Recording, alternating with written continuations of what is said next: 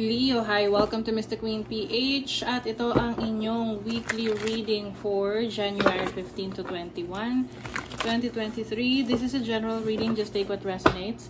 Watch your Sun, Moon, Rising, Venus for other messages. And thank you sa lahat ng mga sumusuporta dito sa ating channel. Just a reminder, gamitin nyo lamang ang reading na to bilang gabay. And pa-follow, like na rin ang ating Facebook at TikTok. Lahat po yan, Mystic Queen PH.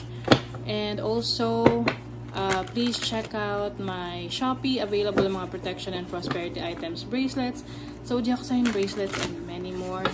Link on the description. Okay, let's see. Leo, ano yung ganap sa inyo ngayong week na to? Wheel of Fortune. Wow. Okay. You have the Ace of Wands. May new beginnings. Nako, yung mga ano dyan, yung mga may hinihintay, ayan na, parating na yung hinihintay nyo. You also have the Ten of Wands. You're going to be quite busy ngayong week na to. Two of Swords. May mga decision making ka. Okay, so ito yung tipong ano, hinihintay mo, tapos naiinip ka na hinihintay mo, pero nung dumating na, medyo nagpapanik ka naman ngayon na nandyan na yung hinintay mo. Diba? Minsan ganun eh. So, with the Wheel of Fortune here, this is about your destiny. You are being led to your destiny.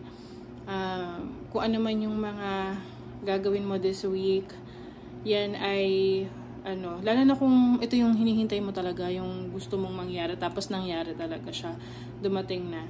So, this is a sign na yun talaga yung para sa'yo. Okay? But if sa tingin mo, hindi dumating yung hinihintay mo, ibig sabihin hindi para sa'yo yun. Oo. Kasi either way, dumating man yan o hindi, at the end of the day, you are supposed to be where you are right now. No? Ganon. And with the Ace of Wands here, may travel opportunities, may new beginning, something exciting is going to start, no? Meron magsisimula na bago para sa'yo ngayong week na to. And with the Ten of Wands, marami kang ngayong aasikasuhin, medyo aligaga ka, no? Marami kang kailangang gawin. Maaring may multitasking, pagsasabay-sabayin mo yung trabaho na kailangan mong ma-accomplish for the week. Lalo na kung ito yung mga napabayaan mo ng mga nakaraang buwan, nakaraang linggo. So ngayon, meron ka rin malaking desisyon na gagawin ngayong week na to. Kung alin dyan yung bibitawan mo, at kung alin dyan yung ipagpapatuloy mo. At sisimulan mo. So yung iba, pwedeng trabaho ito. Meron kayong bibitawang trabaho para sa bagong opportunity na dumarating sa inyo. Na hindi nyo na maasikasa yun. Kaya, kumbaga, pipili ka talaga. Yung existing mo na career o yung bagong opportunity na hinihintay mo. Six of Cups. Matagal mo na tong hinihintay. O, yung iba sa inyo, may babalik from the past. Oo, kaya lang, ano, medyo mag-ingat sa pag-aalaw mo sa buhay mo ng people from the past. Kasi, meron ditong Five of Cups, no? Baka kasi magsisi ka lang, lalo na kung bugso lang yan ng damdamin. Yung tipong akala mo maayos nyo, tapos nakipag-commit ka na naman, and then eventually hindi pala. So, minsan kasi ganun talaga, kailangan pagdaanan yan, paulit-ulit. Kailangan mangyari ang isang bagay ng paulit-ulit sa atin hanggat hindi natin natututunan yung lesson. Oo, ganon. So, ano to? Pwedeng karmic connection, karmic relationship. Kasi meron ditong ano some sort of losses. Merong pagkawala. Oo. Pwede rin itong ano, iba, ano to, yung closure sa nangyari sa past. Na finally, meron ka ng acceptance of yung mga bagay na wala ka nang magagawa. Oo. Yung mga bagay na beyond your control. Yan. Kumbaga para sa'yo, lesson learned na lang. Charge to experience, kumbaga. So, let's see the energies for your money, career, finances, You have the Six of Pentacles. So, mas may oras at panahon ka sa iyong trabaho, career, ngayong week na to. Balance in your finances. Meron ding tulong kung kailangan ka ng pera, so resources ngayong week na to, makukuha mo yung tulong na yan. You also have the Three of Wands. Alam nyo, Leo, pagdating sa career, maraming magagandang mangyayari sa inyo. Minsan, inaalis ka sa isang sitwasyon, sa isang tao, dahil hindi ka doon mag-grow eh. So, I see you exploring other opportunities.